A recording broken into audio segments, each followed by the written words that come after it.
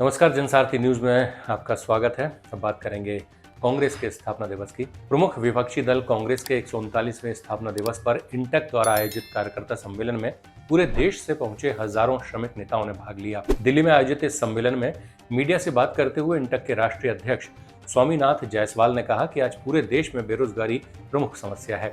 जब हम सरकार से इस पर सवाल करते हैं तो सरकार राम मंदिर पर बात करने लगती है। सरकार हमेशा ज्वलंत मुद्दों और मूल विषय से ध्यान भटकाती रहती है।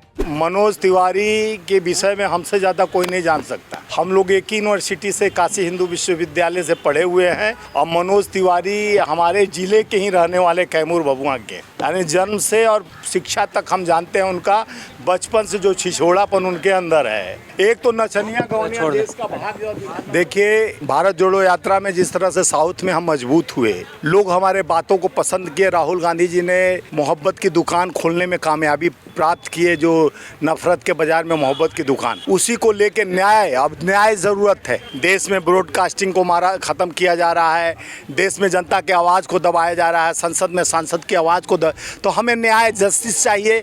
वही यात्रा को लेकर हमारे नेता राहुल गांधी जी 6200 किलोमीटर 14 शहरों यानी जिलों को यानी 14 प्रदेश को जोड़ते हुए ये न्याय यात्रा, न्याय की ज़रूरत है, यानी संविधान बचाना है और अपने देश का न्यायपालिका को बचाना है। जिस तरह से यह देश के निरंतर माननीय प्रधानमंत्री जी और Bharatiya Janata party toll gate कर रही है राहुल गांधी जी के नामों पर, राहुल गांधी जी को जिस तरह से हमेशा बात दबाने की कोशिश की जा रही है। राहुल गांधी जी ने तो देश को जोड़ने वाले त्याग तपस्या बलिदानी के प्रतिमूर्ति के उस अधिकार के परिवार के हैं जिन्होंने त्याग दिया है, बलिदानी, उनके पिता का बलिदान, उनके दादी का बलिदानी। कुर्सी तो सोनिया गांधी 2 बार त्याग दी। अगर प्रधानमंत्री बनना होता तो राहुल गांधी को बना सकते थे।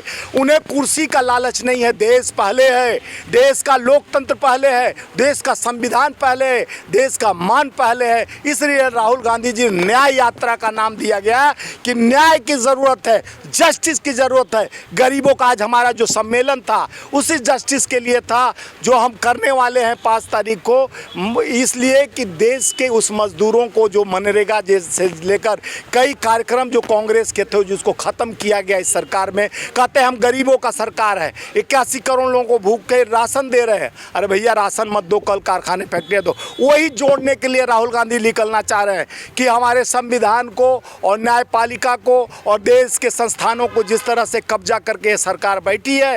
रावण का घमंड तो टूट गया। उनके 2 सलाहकार थे, विभीषण और ये मेघनाथ थे और कुंभकर्ण थे, और इनके 2 सलाहकार हैं, अमित शाह जी हैं और अडानी जी हैं, जो देश को निरंतर खोखला किया जा रहा है। बड़े पूंजीपतियों के हाथ में खेल रही सरकार, पूंजीपतियों के द्वारा सत्ता चलाया जा रहा है, जिससे आज सत्ता के गलियारे में बैठ के कांग्रेस के संविधान, जो हमारा कल ही 138 साल कांग्रेस को स्थापना दिवस है, कल हमारे देश का सबसे पुरानी पार्टी जो कांग्रेस न्यायपालिका, संविधान और हमारे लोकतंत्र को मजबूत करने के लिए गांधी और नेहरू और सरदार पटेल के विचारों वाली पार्टी कांग्रेस, जो नेक इरादों के साथ देश के आम आवाम, किसान, मजदूर और सबकी बात करते हुए सबको जोड़ने का कोशिश करता है, उस पार्टी को हम मजबूत करने के लिए, देश के न्याय दिलाने के लिए, युवाओं को रोजगार, जो आप देखे होंगे कल भी बच्चे मिले राहुल गांधी जी से, जो अग्निपथ योजना में जिस तरह से भ्रमित किया गया,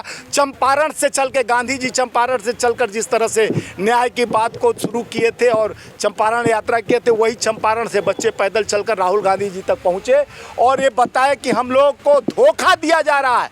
और आप देखे होंगे कि जो चीफ था, आर्मी चीफ, रिटायर होने के बाद ये भी कहा कि राहुल जी पार्लियामेंट में सही बात कह रहे थे, कोई ये हम बनाया हुआ लॉ है, हमारा नहीं लॉज है, ये लॉज तो खुद मोदी जी का सौंपा हुआ, सरकार का सौंपा हुआ है।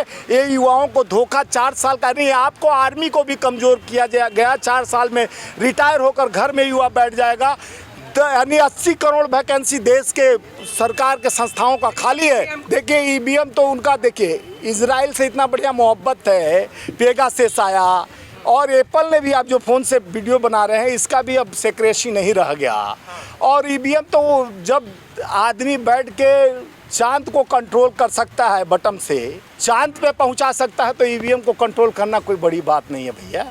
ये देश को धोखा जुमला और कंट्रोल करके बैठ गई है पूंजीपतियों की सरकार।